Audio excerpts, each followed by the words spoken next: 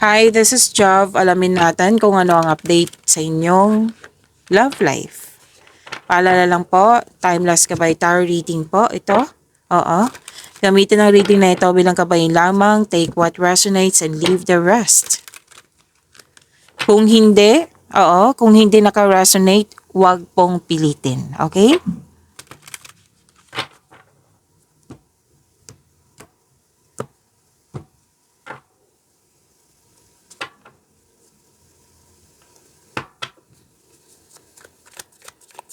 So, anong niyang gustong sabihin sa iyo na tago-tago niya sa kanyang sarili? I never expected to fall in love.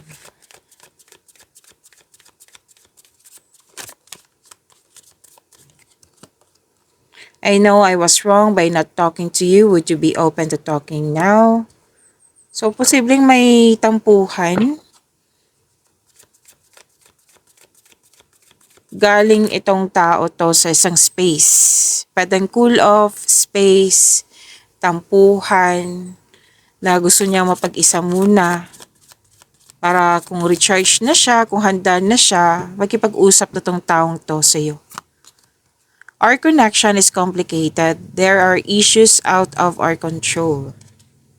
So, yung connection nyo, pwedeng naging toxic, complicated. Kaya itong taong ito ay nais ng space. Pero I believe, tapos na tong space na ito. Kasi mukhang iniisip na niyang mag-usap na kayo ng masinsinan. Kausapin ka na niya. I sabotage this connection and I regret it. Klarong-klaro. Sising-sising itong taong ito sa'yo. Sa'yo. Itama ko lang, sising-sisi itong taong ito sa mga nangyari. Mukhang kasalanan niya kasi sising-sisi siya eh. I sabotage this connection. Sinira niya yung connection nyo. Sinira niya yung tiwala mo sa kanya. So, galing tong taong ito sa isang space. Pwedeng cool off kayo. Or yun nga, space. So, hanggang ngayon, mahal ka pa rin niya. Tatlong card po mismo nagsabi dito na kumbaga after this space, may realization na mahal ka niya, at sinira niya yung relasyon nyo, yung connection nyo, yung tiwala mo sa kanya. Aminado naman tang taong ito na sinira niya talaga yung tiwala mo sa kanya. Sising-sisi siya oh.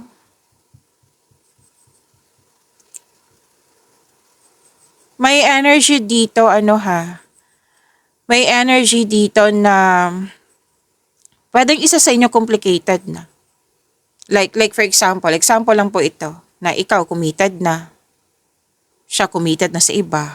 Pwede. So, isip-isip ka niya hanggang ngayon. Or di kaya, isa sa inyo committed na.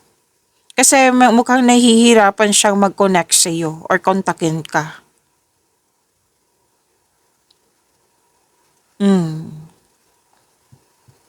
So, alamin natin sa tarot cards niyo.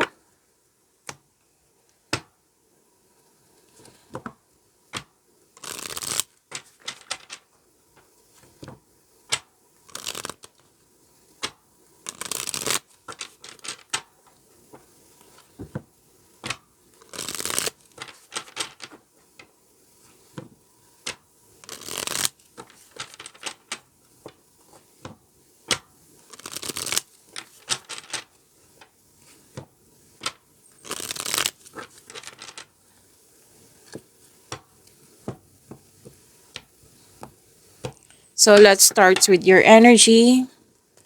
Ano ang nararamdaman mo ngayon?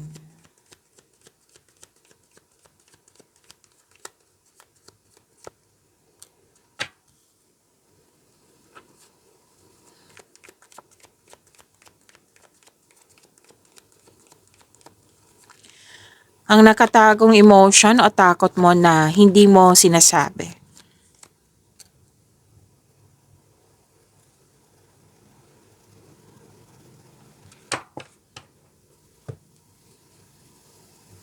Okay, so sabi po dito,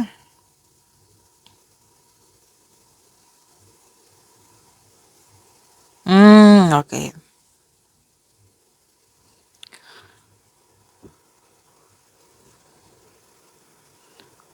May concern eh. May concern sa labis na pagmamalabis. Yung sobrang mayabang, naging arrogante, naging bossy. Gustong makuha ang lahat ng gusto niya. Yan. So,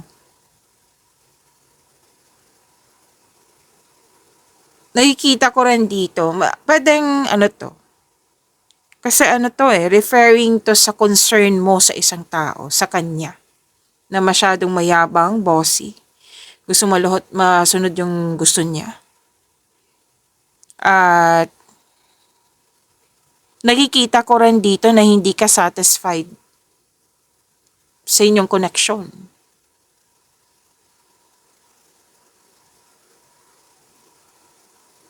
Labis na pagmamalabis to eh. Kumbaga sumusobra na. At sabi din dito,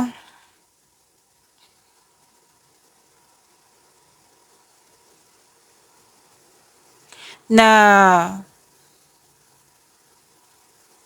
okay. May concern sa against sa traditional. Like, traditional ng Pinoy. Like, tuto sa kasal, ayaw magpakasal, may tuto sa inyo. Pwede din sa nangingialam to. Oo, nangingialam, may nangingialam sa inyong connection, or siya yung nangingialam, or may tutol nga sa inyong desisyon, ideas, or plano. Kumbaga, walang tiwala.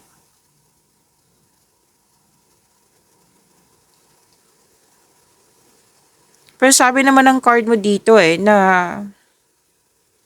kung pwede wag na lang magalit. Kasi we cannot please everyone. Talagang may sarili niyan silang opinion, experience, or ugali na talaga nila.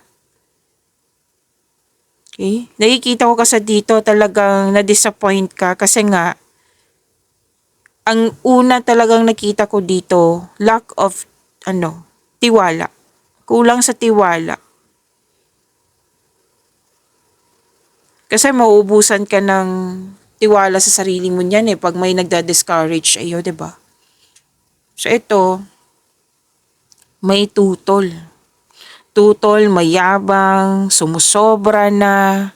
Ito yung mga energy na nakukuha ko sa'yo. It might be concern mo talaga to sa ibang tao.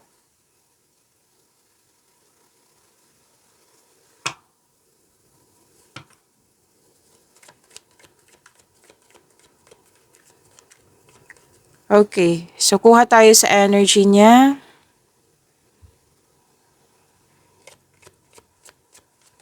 Energy ng person mo, ang pinapakita niyang intensyon sa iyo. Ngayon,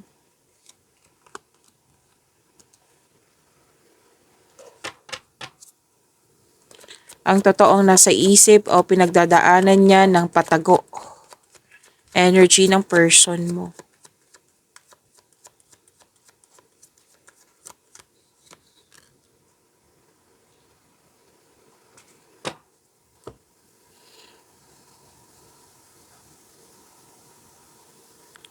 Okay, so sabi dito, 'di ba ang question, energy to ng person mo, ano ang pinapakita niyang intensyon sa iyo? Ang sabi dito, okay. Hindi po daw nagkasundo. Actually, hindi lang kayong dalawa to eh. May nangingialam talaga. Pwedeng nagpapadala siya sa mga sabi-sabi hanggang nagkagulo kayong dalawa, hanggang nagkalabuan kayong dalawa. Kasi I believe may nararamdaman ako. Madali tong taong to sa, anong tawag ba nito? Yung madali siyang, like, may sabi-sabi, kahit chismis, hindi niya na, kumbaga, hindi niya na prove na totoo pala yun or hindi. Basta mas naniniwala siya sa ibang tao kaysa iyo.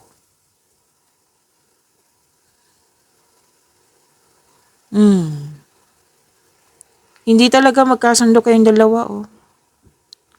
Actually, frustration ang nakikita ko sa kanya. Mas lalo siyang na-frustrate nung nagkaroon kayo ng disconnection. Tampuhan ba to or literal to na separation? Kanina ko pa to nakikita eh. Na may expectation siya sa iyo na hindi mo na-meet. Ay wow! Bakit ganyan siya mag-love? So may expectation siya sa iyo na hindi mo na-meet. May expectation sa inyong relasyon na hindi na-meet. Kaya na-disappoint siya. Bakit ganito siya magmahal? Okay. Oo nga eh, parang may promises dito. Pwedeng nag-promise ka sa kanya, nag-promise sa inyong relasyon, pero hindi nabigay eh. Hindi nabigay. Wow. Nalilito siya sa paggawa ng desisyon. May desisyon siya. Pero laban bawi, laban bawi. And yes, nakikita ko yung failure connection dito or relationship. Unang-una, hindi pagkakasundo.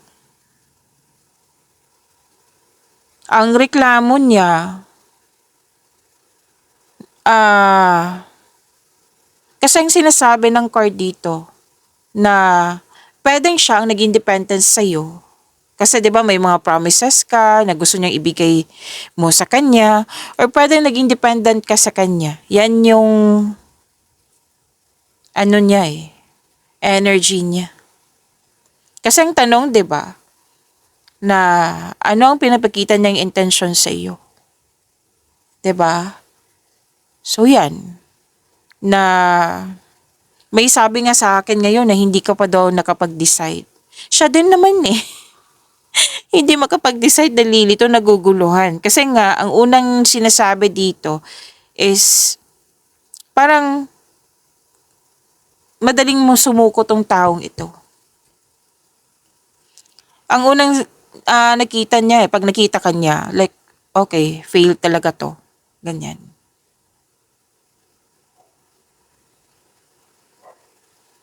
Hindi talaga kayo nagkaunawaan at etong taong ito ay kulang sa investigate. Kulang sa tiwala. Kaya pala naapektuhan ka dito, like wala kang tiwala sa sarili mo kasi it might be verbal tong taong ito na parati kanyang sinisisi. Parating pinamukha sa iyo yung mga mali na mali niya or mali mo, pero most likely mali mo or mali sa inyong sitwasyon. Itong taong ito ay talagang okay, mali ka talaga. Pero hindi niya, kumbaga, in-investigate, analyze kung bakit ganyan. Kung totoo ba to or hindi. Kung bakit ba to nagawa. Wala. Hindi maayos yung pag-uusap. Talagang nag-conclude siya. Like for example, yung chismis nga. Naniwala siya kaagad. Hindi kanya tinanong. Tinanong kanya, pero mas naniniwala nga siya sa mga sabi-sabi ng iba. So, ay may may nararamdaman ako, parang nakipag-compete siya. Oo. Competition, rivalry. Like, ang tingin niya sa'yo parang kalaban ka niya na hindi niya na-identify. Hindi niya na-realize. Ayan. So, wow. Ang tanong ng isang card is ano yung nasa totoong isip niya o pinagdaanan niyang patago.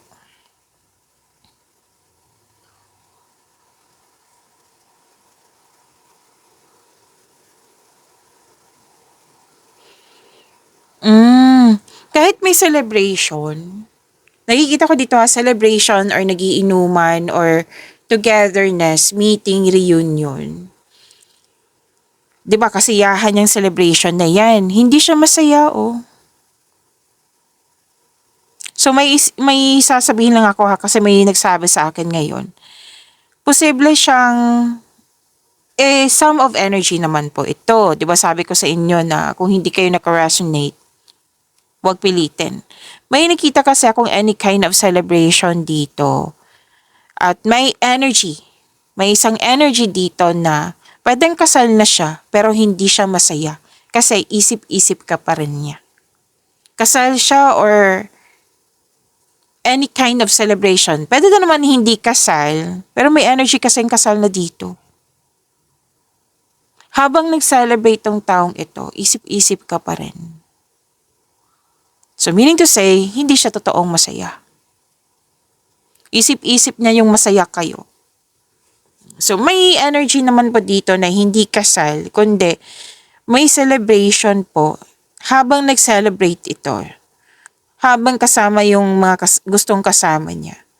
Hindi siya masaya talaga. Yan yung tagong-tago niya. Kahit wala ka sa celebration na ito, isip-isip ka pa rin niya kung andito si ano, masaya sana kami, masaya sana ako. Yan. Kahit nagiinuman to, pero most likely party kasi to eh. Party, kasiyahan ng grupo ng tao. Hindi po daw siya masaya.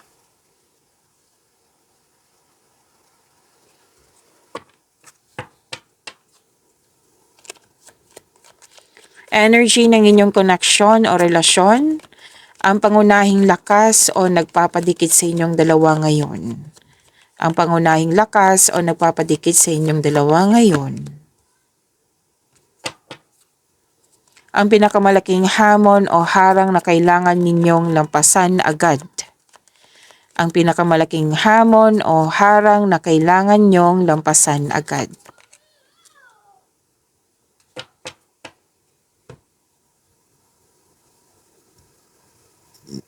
Excuse me, kailangan ko mag-burp. Okay.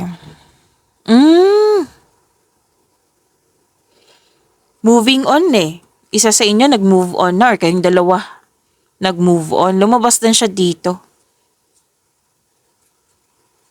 Moving on.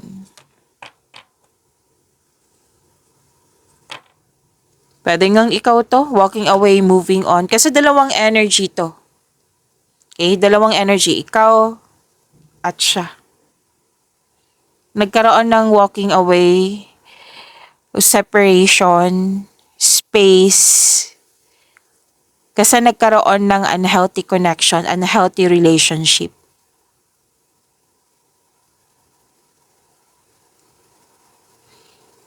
Nagkaroon ng, kumbaga tumiwalag, umiwas, kasi hindi masaya, kasi walang nangyaring growth.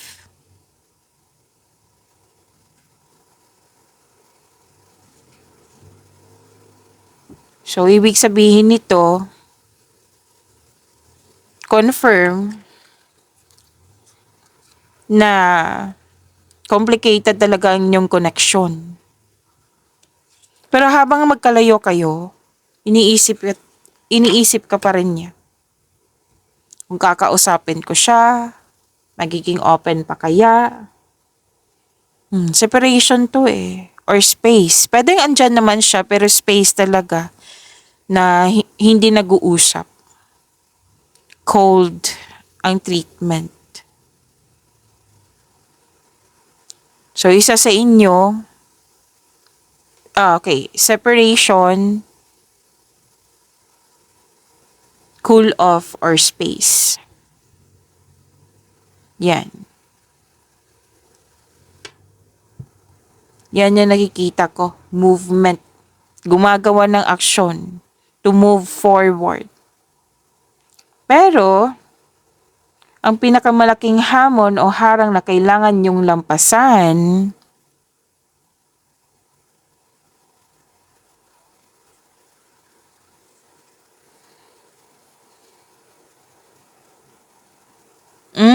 okay.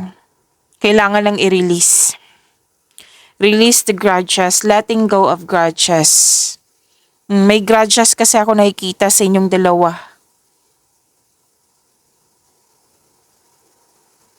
Ay, wow. Babalik talaga siya. Iniisip niya talaga na may gustong bumalik eh. And I believe siya to na mas gusto kung pwede na naman ikaw. Kung hindi naman ikaw, pwedeng siya. Okay? Gustong bumalik sa nakaraan. Kaya isip-isip yung mga nangyari sa nakaraan, di ba? Kahit nasa present na siya, iba na yung mga kaharap niya. Isip-isip niya pa rin yung masaya kayo. Isip-isip niya pa rin kung paano kanya kausapin.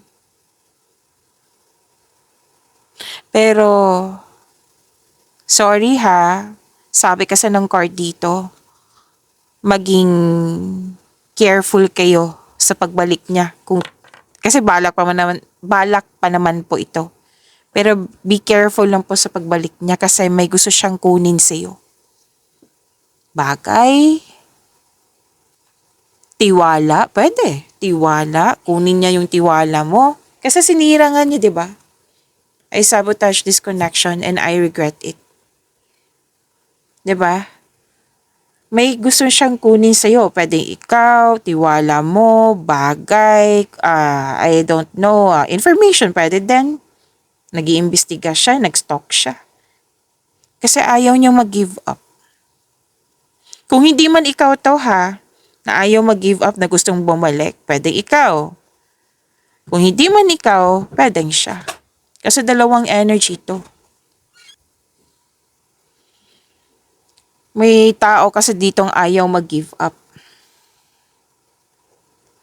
So, ma-overcome nyo rin to, ang advice kasi ng card dito, release nyo na po yung old grudges.